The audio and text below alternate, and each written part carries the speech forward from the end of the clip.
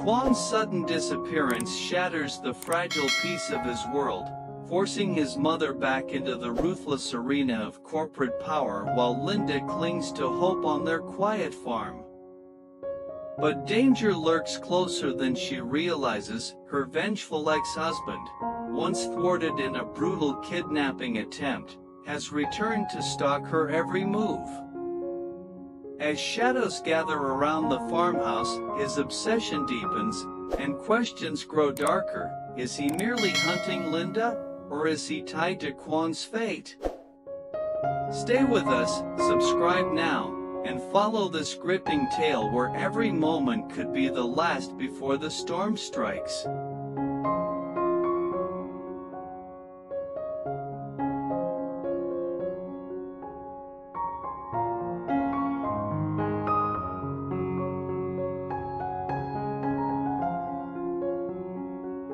Quang's sudden disappearance was like a stone thrown into still water. The ripples of shock spread through his family, his company, and the quiet countryside where he had always been a steady presence. The first few hours after he vanished were filled with confusion, but as the days passed without any sign of him, that confusion solidified into a cold, heavy dread. His mother, a dignified yet quietly fierce woman, found herself standing in the boardroom of his company, holding the weight of an empire she had never intended to run again. She had once been the guiding force behind the business, decades ago, but had stepped aside to let Quang take over. Now, with him gone, she was forced back into the heart of corporate battles, financial negotiations, and decisions that could not wait.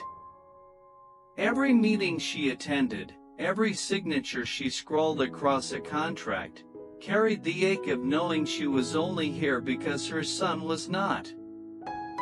At night, she would close the office door, rest her trembling hands on the desk, and wonder where he was, if he was safe, if he was even still alive. Far away from the glass and steel world of the company, Linda remained at the family's sprawling countryside estate, a place Quang had loved and nurtured as a retreat from the chaos of business. She had chosen to stay behind, convinced that sooner or later, he would walk through the wooden gates with that half-smile that always reassured her everything would be fine. Her days were filled with simple, grounding tasks, feeding the chickens at dawn, tending to the vegetable garden in the late morning, and checking the fences before sunset. In the quiet moments, she would sit on the porch, staring out at the horizon, waiting for a figure to appear in the distance. But peace, as Linda had learned before, was often an illusion. She did not know, could not possibly know, that danger was creeping back into her life, as silent and patient as a predator in tall grass. Somewhere, beyond the fields, a man had returned. He was her past, her nightmare, the ghost she thought she had escaped. It had been over a year since Linda's ex-husband had last appeared in her life, and that encounter had almost cost her everything. He had abducted her, dragging her deep into the forest where no one could hear her screams, his voice twisting with the venom of old grudges and obsessions. She had escaped by sheer will and a stroke of luck, stumbling through the undergrowth until she found help. He had vanished soon after, defeated but not destroyed. Now, he was back. She didn't see the way his shadow moved along the tree-line in the late afternoon, or how he stood just far enough away to avoid the gaze of any passing farmhand. She didn't hear the slow crunch of his boots on fallen leaves as he shifted positions to get a better view of the house. She didn't know that while she waited for Quang, someone else was watching her. And somewhere in that watching, in that dangerous patience, was a question no one could answer yet. Was this man's return just another chapter in Linda's personal battle for safety, or was he tied to the far greater mystery of Quang's disappearance?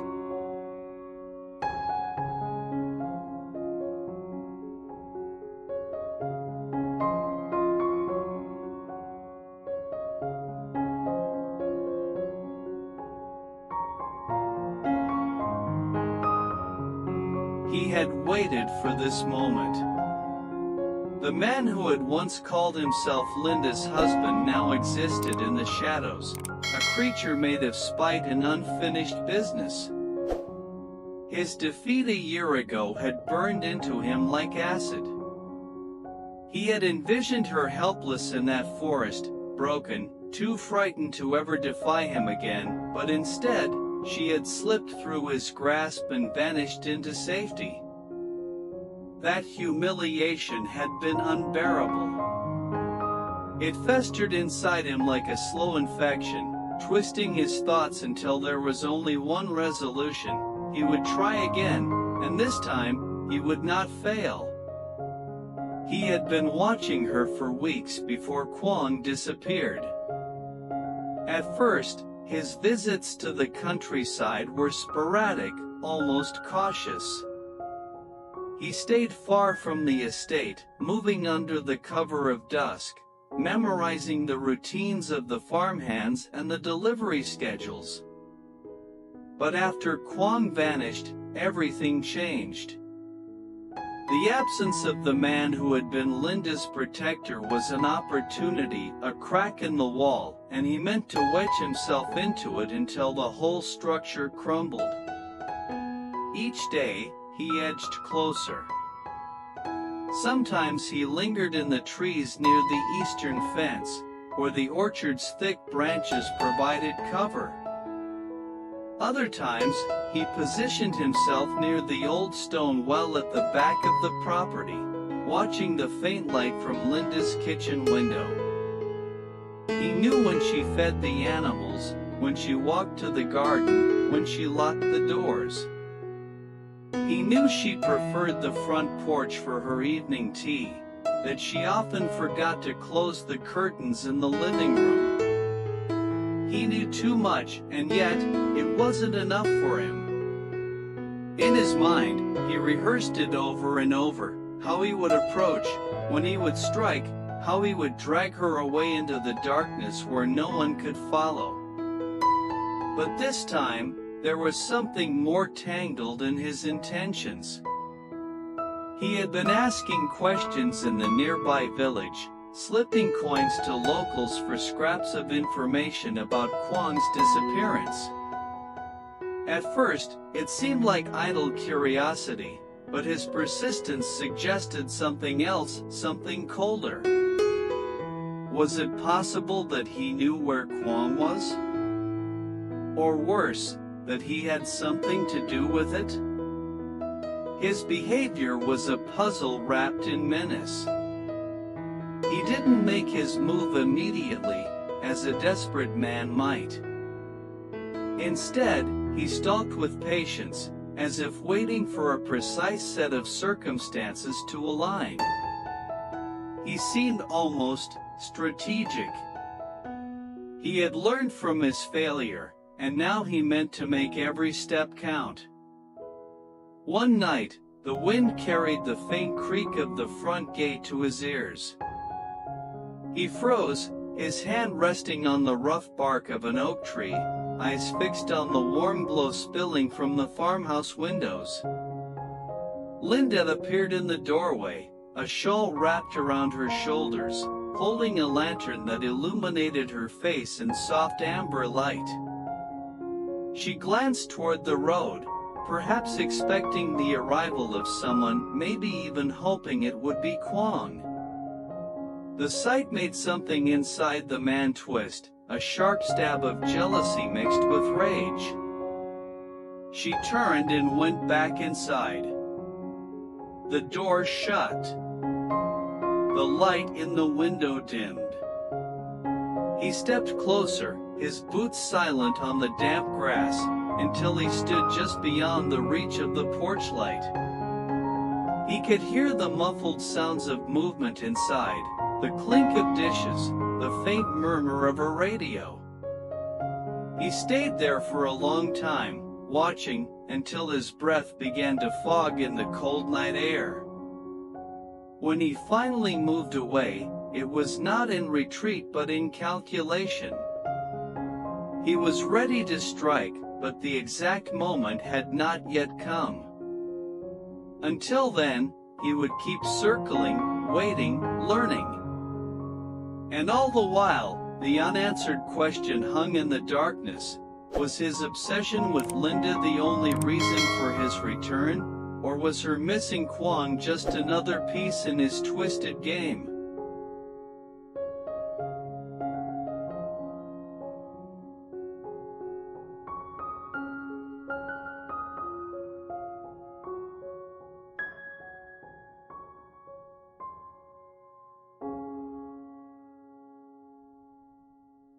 Life at the farm moved with the slow rhythm of the seasons, or at least, that's how it appeared to Linda. To her, each day was another step closer to Quang's return. She clung to that belief with quiet stubbornness, refusing to let fear or doubt erode it. Morning sunlight spilled across the fields as she carried baskets of feed to the chicken coop, her boots crunching on the frost-kissed grass. In the afternoons, she walked the length of the vegetable rows, running her fingers over the leaves as though tending them could somehow summon Quang home. She kept herself busy because the alternative was unbearable.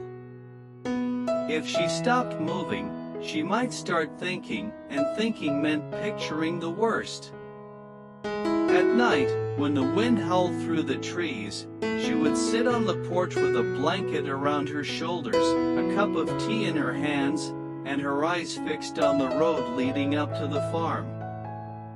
Every sound, the distant bark of a dog, the rustle of branches, made her heart skip, just in case it was him. What she didn't know was that another set of eyes had been on her all along. From the edge of the orchard, half hidden in shadows, he watched. The man's presence was as constant as the turning of the earth beneath her feet, though she never once sensed it. Sometimes he stood so close he could see the faint steam rising from her tea, the way her fingers curled against the porcelain for warmth. Other nights, he lingered by the barn, blending into the dark shape of the building. Linda's world was one of innocence and waiting, his was a world of calculation and hunger. He didn't just watch, he studied her, dissecting her routines, waiting for the perfect moment. And the more he observed, the more certain he became that she was isolated enough for him to act. The quiet farm was a dangerous illusion. There were no guards, no visitors staying long enough to notice a stranger. Quang's absence had left Linda unprotected, though she didn't see it that way. In her mind, the farm was safe because it was home. But to him, that very isolation was an open invitation. One evening, just as the last traces of sunlight bled into the horizon, Linda was in the barn tending to the goats. The smell of hay and the soft bleating of the animals filled the space.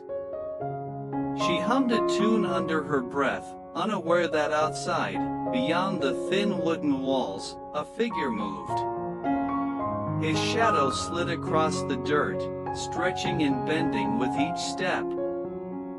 He stopped just short of the open barn door, the sound of her voice reaching him like a hook pulling him forward. But he didn't step inside. Not yet. He turned away, circling back toward the trees. He knew the time was near, but there was something else gnawing at him, a deeper layer to his obsession.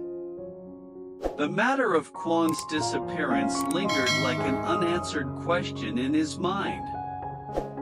Whether he had caused it or merely knew more than he should, only he could say. For now, he kept that knowledge locked inside, as if savoring the power it gave him. Back inside, Linda closed the barn doors and made her way to the farmhouse. She lit the oil lamp on the kitchen table, the golden glow spilling across the walls. She didn't notice the faint scuff of boots in the dirt outside, or the way the shadows seemed to linger too long near the window. Somewhere in the darkness, he stood watching, unmoving. The night was silent but for the beating of his heart and the distant creak of the windmill. The moment was coming, he could feel it.